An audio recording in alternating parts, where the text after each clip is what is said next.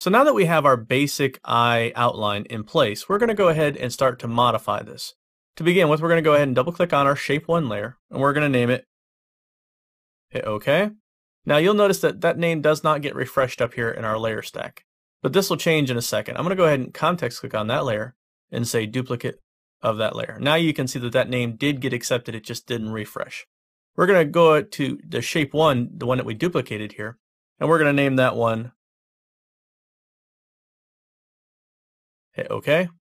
And we're just going to move that up in the layer stack, and what will happen is you can see that that name will refresh by moving it in the layer stack. I don't know why it does that, it's just sort of a glitch in Painter 12. Hopefully that'll be fixed in the patch that's forthcoming. So now what I want to do is I want to begin to work with these to make the various effects that we're going to have here for the eyelashes. But in order to do that, we're going to need to make some changes to the individual layers. So to begin with, we're going to go ahead and double click on the eye. We're going to turn off stroke, turn on fill, and we're going to go ahead and change that fill to something like a light gray. Hit OK, OK. Now we're going to come over here to our eyelashes, and we're going to turn off stroke, turn on fill, and then we're going to choose a black color, like so. Hit OK, and then move that back down the layer stack. So now you can see that the eye is completely covering over the eyelashes because at this point they're complete duplicates of one another. So now what I want to do is I want to get the layer adjuster tool, and I want to go ahead and hold down the shift key as I click and drag on one of these corner control points. So I'm just going to go ahead like so and drag that out, and then I'm going to move this back to the point where I feel like it's going to give us a good beginning point for this effect. So now what I want to do is I want to grab our shape selection tool, come back over here, and you notice that all of my points are selected right now, so just click off of it and then click back onto an individual point, and this will allow us to work with just an individual point and not be having everything moving at once on us, which can be a little confusing if you're not paying attention. So this is a good outline for our eyelashes, a good starting point for the outline of our eyelashes. It's got a nice thick to thin sort of character to it. But what we want here is we want to have a couple of extra points here at the end so that we can begin to pull out some of these eyelashes. And this will be a little bit more cartoony than the sketch, but that's the way these types of things go with vector tools. So I'm just going to come over here to our Add Point tool, and I'm just going to click on that line. And that's going to create a point there and a point there, like so. Come back over to our Shape Selection tool, and then I'm just going to grab that point, and I'm going to pull it out like so. I'm going to grab this point, and I'm going to pull it out like so. And then I'm going to grab this point, and I'm going to pull it back in towards the corner of the eye. So already we have a pretty good beginning, but you can see that we have these rounded edges of our eyelashes, and we don't want that. Now, if we were to use our Convert Point tool on this point here, you're going to see that we end up with sort of a corner point, which is not what we want. So I want to go ahead and undo that.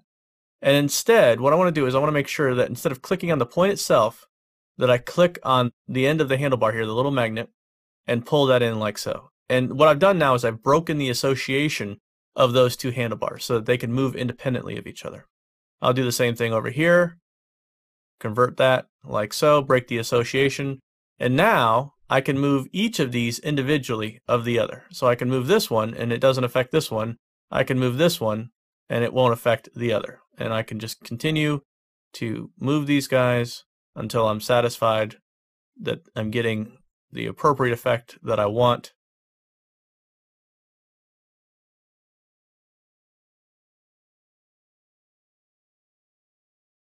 Oop, grab the wrong one there. I want to make sure that we grab the right thing. See, it's automatically selecting.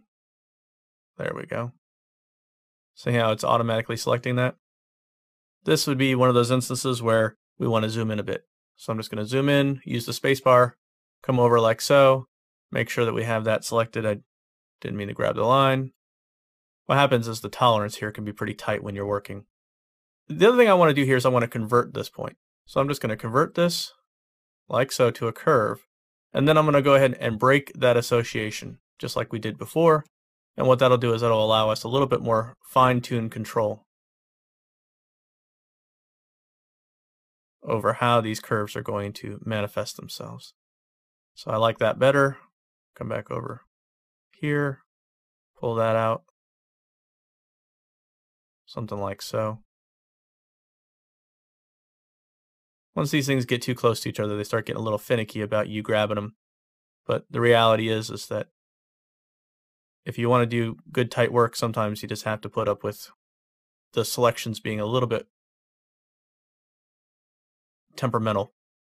But I think that's going to be pretty good. Let me zoom out on this. Yeah. Come over here. And what we're going to do here is we're going to adjust this guy a little, like so. And maybe adjust that guy a little like so. And I think that's going to be a good starting point for our eyelashes. We're not going to worry too much about the rest of it. You could go in there and add a bunch of points and then do each individual hair if you wanted to. But we're going for more of a graphic look here, so that'll be just fine. Now what we're going to do is we're just going to reduce the opacity on the eyelashes so that we can see the line art through there. And we're going to take the eye and we're going to reduce the opacity there too. But we're also going to change it to something like screen so that it will really allow us to see that line art. And then we'll go ahead and pick this up in the next lesson.